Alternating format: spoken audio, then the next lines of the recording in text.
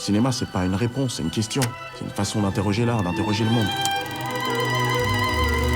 La réalité, quand elle est projetée, elle scintille. Alors moi, j'aime beaucoup travailler de manière collective. Je pense que dans mon travail, c'est peut-être un des seuls endroits où j'ai trouvé cette possibilité de partager la réflexion, partager parfois la responsabilité, les décisions à prendre. Et ça, je l'exerce surtout dans le collectif de théâtre que j'ai cofondé il y a une quinzaine d'années, qui s'appelle L'Avantage du doute.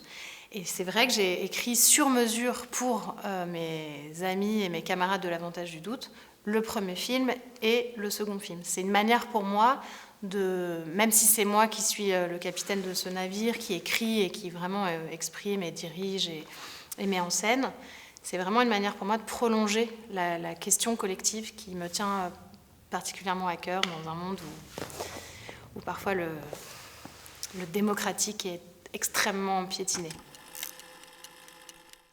L'espace public, il est central parce qu'il disparaît, puisque tous les espaces sont privatisés, et que la question de où on croise les gens, où est-ce qu'on se croise, dans une société où en plus on est sur un paradigme de la livraison à domicile, la question de sortir de chez soi, elle est encore plus urgente et encore plus compliquée que même quand j'ai fait mon premier film. Moi, j'aime bien partager dans le scénario et après dans le film des questions profondes et parfois absolument tragiques qui sont celles qui traversent nos sociétés.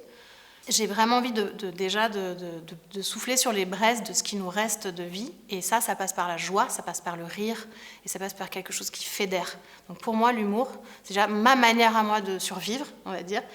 Et du coup, je me dis, mais voilà, c'est à cet endroit-là qu'on doit tendre la main, être à hauteur d'humain tout le temps et se dire, ok, on est ensemble, on peut rire de ce qui nous arrive parce qu'on a l'intelligence de le comprendre et de le décrypter ensemble. Et ensuite, dans un second temps, voilà, le paquebot peut changer de direction et on peut ensemble, du coup, affronter, je dirais, revigorer des choses quand même difficiles et sérieuses. Alors, je m'appelle Judith Davis, c'est mon deuxième film, ça s'appelle Bonjour l'asile et ça parle d'aujourd'hui. Voilà.